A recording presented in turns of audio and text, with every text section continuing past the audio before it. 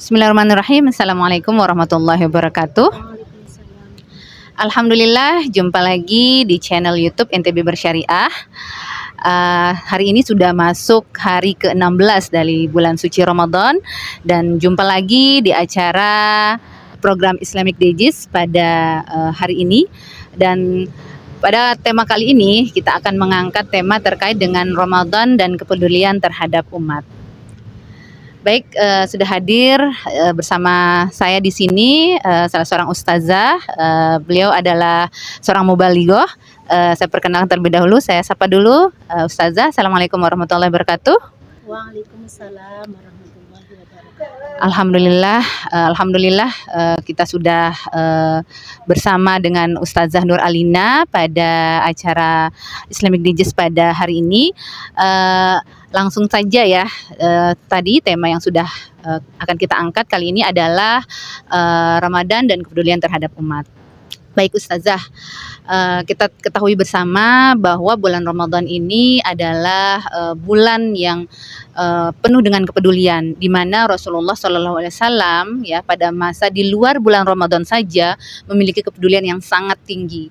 Lalu bagaimana dengan kepedulian beliau terhadap umat, tentunya di bulan Ramadan ketika beliau memasuki bulan Ramadan maupun berada di tengah-tengah bulan Ramadan? Bagaimana Ustazah?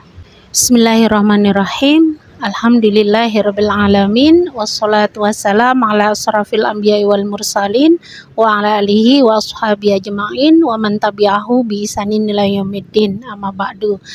Bu Nuni dan pemirsa channel YouTube NTB Bersyariah yang dirahmati oleh Allah. Memang benar bahwa Nabi Shallallahu Alaihi Wasallam itu adalah sosok manusia yang sangat dermawan. Ibnu Abbas radhiyallahu anhu pernah menyampaikan bahwa Rasul Shallallahu Alaihi Wasallam itu adalah manusia yang paling dermawan, dan kedermawanan beliau ini adalah dalam masalah harta, ya, dalam masalah harta benda. Artinya beliau tidak akan dermawan dalam hal menginfakkan hartanya, ya, dalam masalah harta benda. Dan pada saat bulan Ramadan, kedermawanan ini itu semakin bertambah, ya, bertambah berkali-kali lipat. Malaikat Jibril mendatangi beliau di setiap hari, ya, pada saat bulan Ramadan, dan kemudian Nabi Shallallahu Alaihi Wasallam membacakan Al-Quran, ya, dan di situ sangat terlihat, ya, kedermawanan beliau. Nah, kalau kita melihat kedermawanan dalam masalah harta benda ini memang menunjukkan kepedulian beliau yang luar biasa sebagai seorang individu, begitu. Dan kalau kita melihat lebih jauh lagi, ternyata kepedulian beliau terhadap masalah individu ini bukan hanya berhenti sampai di situ saja, tapi lebih jauh lagi. Rasulullah Shallallahu Alaihi Wasallam pernah bersabda dalam salah satu hadis, "Man asbaha wad dunya akbaru hammihi falaisa minallahi fi syai'in, wa man lam yattaqillaha falaisa minallahi fi syai'in, wa man lam yahtam lil muslimina ammatan falaisa minhum." Rawahul Al-Hakim. Dijelaskan di dalam hadis ini bahwa barang siapa yang di pagi harinya, ya, hasrat terhadap dunianya itu lebih besar, ya, maka di sisi Allah itu tidak ada apa-apanya, gitu. Dan barang siapa yang tidak takut kepada Allah, maka di sisi Allah itu juga tidak ada apa-apanya. Dan barang siapa yang tidak memperhatikan urusan kaum muslim semuanya, ya, semua urusan kaum muslim, maka dia bukan bagian dari kaum muslim. Nah, maka dari itu kita bisa melihat bahwa ketika Rasul Shallallahu Alaihi Wasallam menyampaikan ini, berarti kedermawanan dan kepedulian itu bukan hanya terkait dengan masalah harta benda, tapi menyangkut hal yang lebih besar, yaitu apa? Permasalahan kaum muslim seluruhnya. Dan kita lihat di dalam hadis ini kan ada 3 hal, ya. Berarti yang pertama, ketika seorang itu di pagi harinya itu dia lebih besar hasratnya pada dunia, lebih memikirkan urusan dunia, maka tidak akan memiliki nilai apa-apa di sisi Allah. Dan kemudian yang kedua, jika dia tidak takut kepada Allah, ya, itu juga dia tidak memiliki nilai apa-apa di sisi Allah. Dan yang ketiga, jika dia tidak memperhatikan urusan kaum muslim, ini nih seperti ada ancaman ya, maka dia bukan bagian dari kaum muslim. Jadi kalau dia bukan bagian dari kaum muslim, maka bagian dari mana ya Bu Nuni dan pemirsa yang dirahmati Allah? Berarti dia bukan bagian dari kaum muslim. Oleh karena itu, memang masalah kepedulian ini mencakup hal yang berkaitan dengan individu, masyarakat ya, dan lebih-lebih lagi umat muslim secara keseluruhan. Begitu insyaallah. Baik, pemirsa channel YouTube NTB Bersyariah, tadi sudah dijelaskan dengan panjang lebar bagaimana arti dari kepedulian ya, sudah sangat jelas berdasarkan hadis di atas sudah disebutkan oleh Ustazah Nur Alina tadi, bahwasanya kepedulian kepada umat itu adalah bentuk yang harus dimiliki oleh setiap umat muslim ya. Tentunya di sini umat yang harus kita pedulikan juga harus kita lihat apakah memang sekarang ini umat dalam keadaan yang seperti apa. Apakah memang umat sedang baik-baik saja atau mungkin ada hal-hal di luar itu yang perlu kita simak Ustazah terkait dengan kepedulian terhadap umat ini. Kalau kita lihat umat sekarang Bu Nuni, jadi umat sekarang ini kita coba kita perhatikan saja ya. Kita ini sekarang kan berada di provinsi kita ya, Nusa Tenggara Barat begitu. Nusa Tenggara Barat itu kalau dari sisi tingkat kemiskinan itu masih cukup besar ya, cukup besar. Terlebih-lebih kasus stunting itu ya, masalah stunting itu sampai sekarang itu belum selesai begitu ya, belum tuntas. Itu masih banyak anak-anak yang di bawah kecukupan gizi begitu karena persoalan kemiskinan salah satunya gitu. Kemudian juga dari sisi tingkat pendidikan begitu ya, juga masih sangat rendah ya. Kita lihat juga di Indonesia ya, kalau kita melihat di Indonesia juga kemiskinan itu masih amat sangat banyak. Padahal dikatakan Indonesia ini kan, kalau dulu ada lagunya salah satu band lawas itu ya, tongkat dan batu itu bisa jadi tanaman gitu, saking kayanya begitu ya. Tapi kita lihat ya, sumber daya alamnya tuh siapa yang menguasai. Kalau dipetakan ya, peta sumber daya alam tuh benderanya Indonesia itu paling cuman 1 atau 2 begitu ya, yang lain itu bendera asing gitu. Daerah yang kaya ini tingkat kemiskinannya tuh luar biasa, tingkat pendidikannya itu juga masih rendah gitu. Nah, secara umum kalau kita lihat secara global ya, kaum muslim di berbagai belahan dunia ya, karena kita kan tidak bisa bicara kaum muslim kalau berdasarkan hadis itu ya, lil muslimina amatan, itu berarti seluruh muslim dimanapun berada. Kita lihat saudara kita misalnya di Palestina ya, sedang sholat di masjid, itu dibom oleh Israel laknatullah begitu. Kemudian saudara-saudara kita pengungsi di Suriah itu juga masih mengalami kedinginan, kelaparan begitu ya, kekurangan bahan makanan. Dan saudara-saudara kita di Rohingya begitu ya, masih berada di pengungsian gitu. Jadi kalau kita lihat kaum muslim secara keseluruhan saat ini ya, tidak ada satupun negeri di dunia ini yang dia kategorinya itu negeri maju, itu ada negeri muslim begitu ya. Jadi kalau kita lihat dari sisi ini, ada masalah enggak di kaum muslim? Banyak masalahnya. Dan ini sangat kontradiktif dengan firman Allah di dalam Quran surat Ali Imran ayat 110 ya. Auzubillahi minasyaitonirrajim. Kuntum khairu ummat ukhrijat linnasi ta'muruna bil ma'ruf wa tanhauna 'anil munkar wa tu'minuna billah. Kalian itu adalah umat terbaik yang pernah diturunkan kepada manusia ya. Kan selama kalian itu beramar ma'ruf nahi mungkar dan kalian beriman kepada Allah. Jadi kalau kita lihat kondisi kaum muslim yang sekarang bukan berada dalam kondisi yang baik-baik saja, kalau kita katakan itu ya, itu sangat kontradiktif dengan predikat seharusnya yang dimiliki oleh kaum muslim. Dan predikat ini telah Allah lekatkan. Khairu ummat itu kan predikat luar biasa ya Bu ya. Predikat yang tidak main-main begitu. Predikat yang kalau itu diletakkan di tengah-tengah umat, di berbagai umat, maka dia adalah predikat yang tertinggi seharusnya. Oleh karena itu kalau kita katakan ya memang saat ini ada banyak permasalahan kaum muslim yang menunjukkan bahwa kondisinya itu tidak sedang baik-baik saja. Oke, begitu. Baik Ustazah, sudah sangat panjang tadi ya dijelaskan bahwa memang berarti saat ini umat tidak dalam kondisi baik-baik saja berarti. Lalu bagaimana Ustazah kita memandang terkait dengan masalah kepedulian terhadap umat ini dan juga apa yang terjadi jika kita tidak peduli terhadap permasalahan umat ini Ustazah? Baik, Bu Nuni dan pemirsa channel YouTube NTB Bersyariah yang dirahmati Allah ya.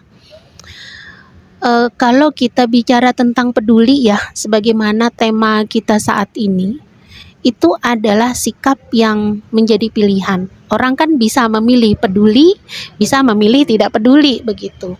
Tapi ingat sekali lagi, segala sesuatu perbuatan ya atau sikap yang kita pilih, yang itu di dalam lingkaran kekuasaan kita dimintai pertanggungjawaban oleh Allah Subhanahu wa taala. Nah, jadi kalau misalnya ditanyakan tadi penting kita peduli, tentu ini satu hal yang kalau kita lihat ya tentu sangat penting ya. Kenapa sangat penting? Karena kita itu kaum muslim itu diibaratkan satu tubuh ya. Kalau satu tubuh itu tuh kalau ada satu bagian yang sakit, itu kan kayak seluruh tubuh sakit ya. Misalnya kayak kalau orang sakit istilahnya itu apa ya, sakit di kuku itu, pinggir cantengan gitu ya. Itu kan kayak seluruh tubuh tuh ngerasakan ini ya sakit gitu ya. Padahal yang sakit itu cuman ujung kukunya saja begitu. Jadi karena satu tubuh itu, maka kalau kita katakan apakah penting kita peduli terhadap urusan kaum muslim, tentu sangat penting ya. Di samping juga Allah Subhanahu wa taala berfirman, innamal mu'minuna ikhwah. Sesungguhnya setiap mukmin itu bersaudara begitu. Oleh karena itu pentingnya ini karena ini adalah bagian dari kewajiban ya. Hukum syara itu telah memerintahkan kita. Hadis yang awal tadi dibacakan, yang saya bacakan itu hanya salah satu yang menunjukkan bahwa kewajiban kita untuk bersikap peduli terhadap urusan kaum muslim semuanya. Nah, kemudian apa yang terjadi kalau kita tidak peduli ya, Bu Nuni? Kalau misalnya sudahlah, saya juga tidak rugi apa-apa gitu ya, atau sudahlah itu kan bukan di negara saya begitu ya. Ingat sekali lagi bahwa wa man lam yahtam lil muslimin amatan falaisa minhum. Dan di dalam hadis riwayat Al-Bukhari itu Rasulullah SAW telah menjelaskan dengan satu perumpamaan. Perumpamaan orang yang menerapkan agama itu seperti sekelompok orang yang di atas kapal itu mengadakan undian gitu. Ada yang dapat di bagian bawah, ada yang dapat di bagian atas. Nah, kalau orang mau ngambil air ya, dia harus lewat dulu untuk sampai ke atas gitu.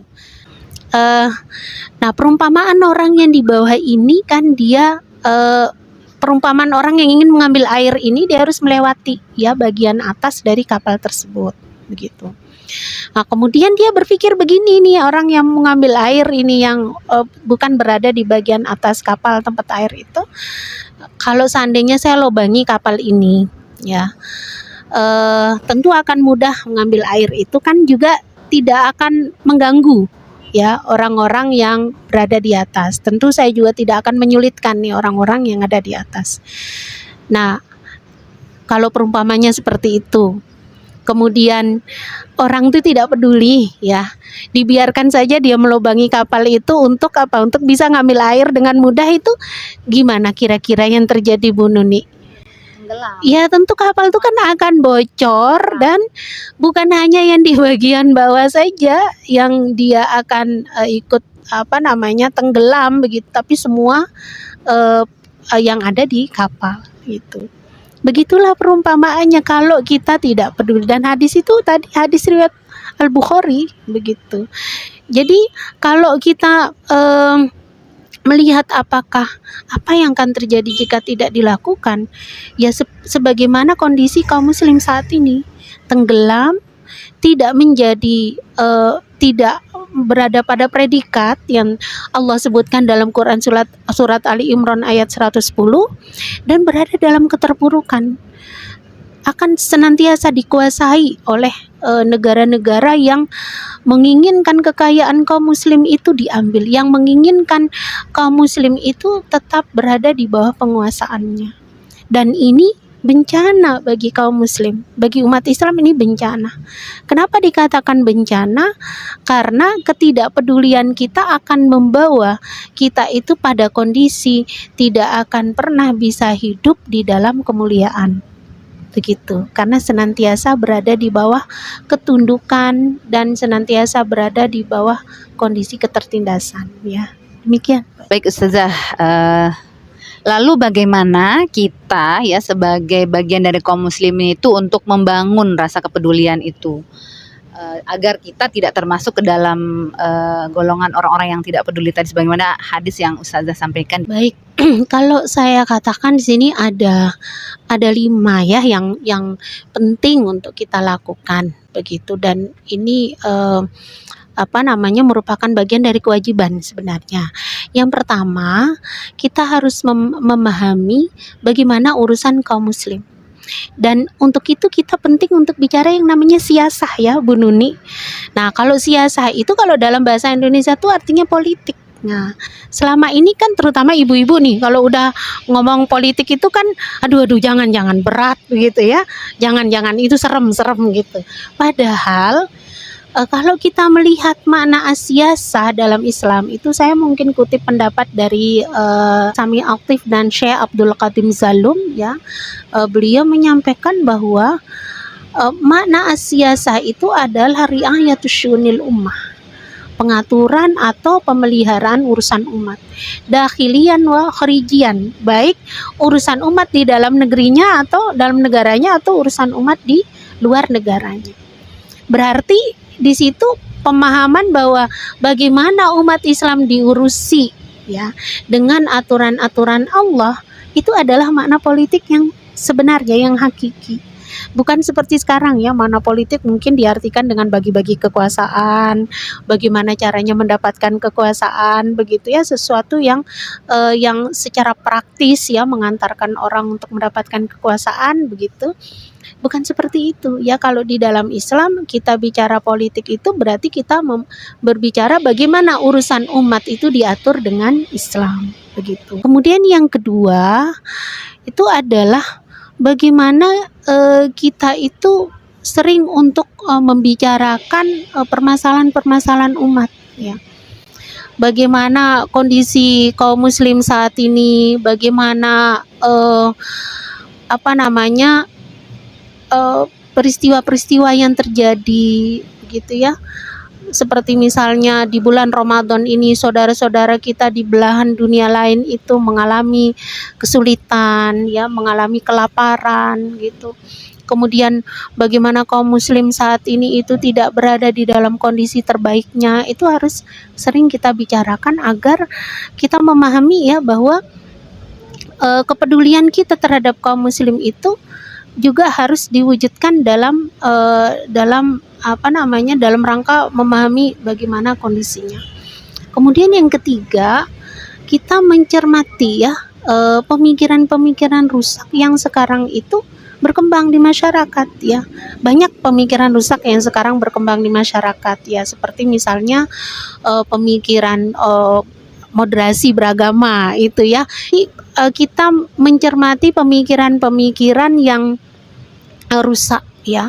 Contoh misalnya pemikiran yang rusak itu seperti kita ya, pemikiran yang rusak terkait dengan perempuan itu adalah pemikiran tentang bagaimana agar perempuan itu sama dan setara betul-betul dengan laki-laki, yang sama dan setaranya ini berkaitan dengan gender atau kesetaraan gender misalnya ya. Nah, pemikiran tentang kesetaraan gender itu banyak yang merusak gitu, yang karena Nah, kalau kita melihat ya misalnya bahwa perempuan itu harus setara dengan laki-laki, padahal di dalam banyak kondisi ya perempuan itu memiliki karakteristik yang khas yang itu tidak akan bisa sama dengan laki-laki. Di mana juga di dalam hukum-hukum Islam ada hukum-hukum yang berkaitan dengan perempuan itu yang itu berbeda dengan laki-laki. Seperti misalnya masalah nafkah ya.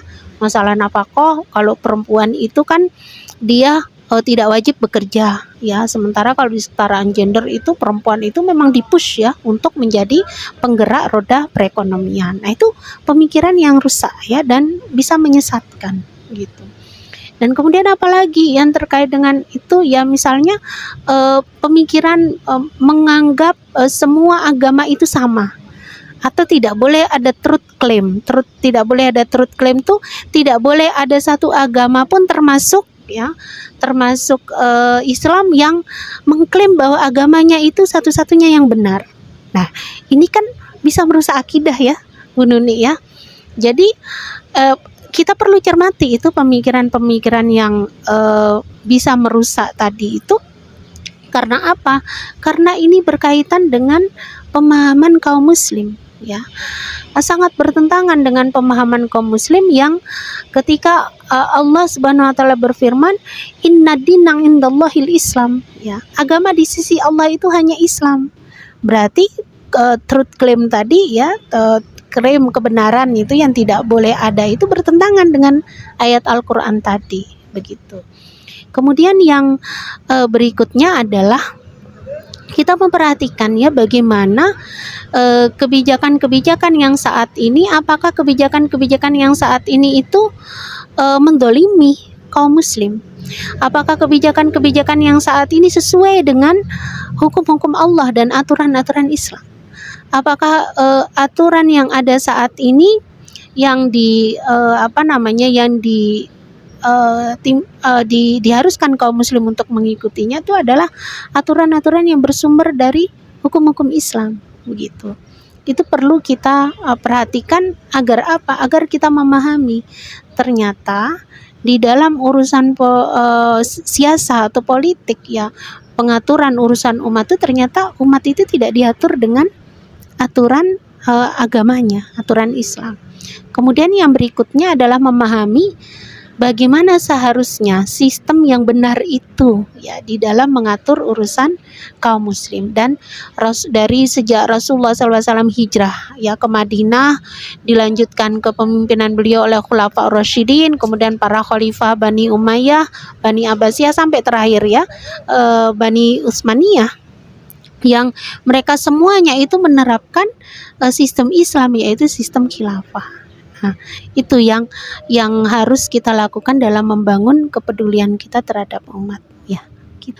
Baik Ustazah, terakhir Ustazah ya, closing statement dari Ustazah untuk pemirsa channel NTB Bersyariah, channel YouTube NTB Bersyariah, itu bagaimana menumbuhkan kepedulian ya, bagaimana agar kaum muslimin ya semakin peduli dan bergerak ya untuk mewujudkan kepedulian terhadap umat ini Ustazah. Baik, menumbuhkan kepedulian dan kemudian umat bergerak ya agar tumbuh kepedulian terhadap kaum muslim secara keseluruhan itu, maka kita harus memahami bahwa peduli pada umat itu adalah bagian dari aktivitas yang mulia ya, bagian dari kewajiban yang utama ya.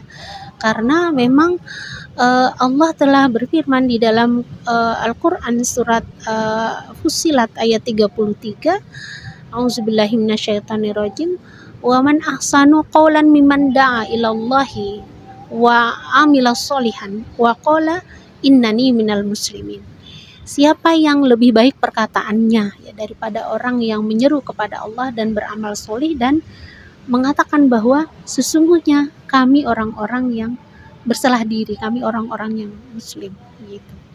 Jadi aktivitas yang mulia ini tuh harus menjadi pemahaman kita. Peduli kepada umat itu harus menjadi jiwanya seorang muslim, ya.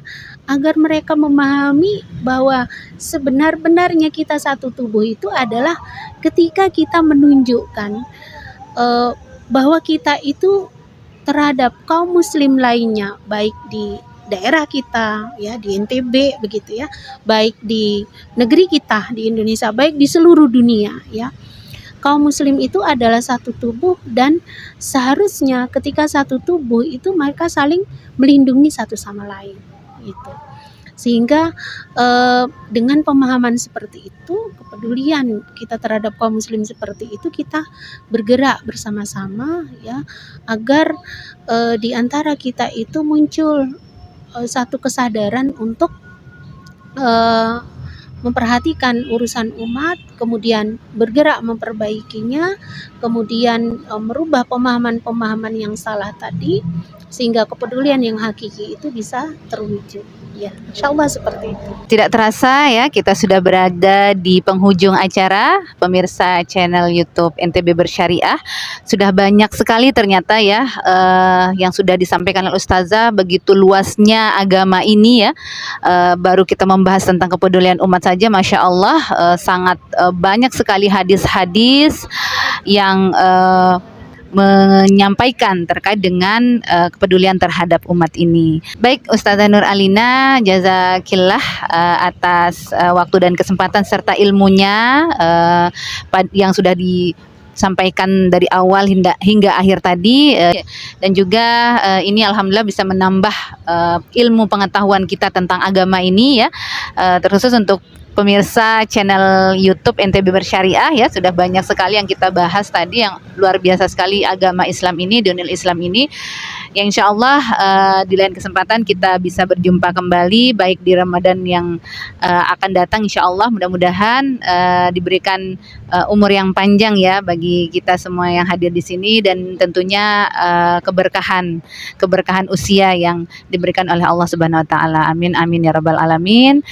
Demikian acara program Islamic Digest kita pada hari ini, pada kesempatan kali ini.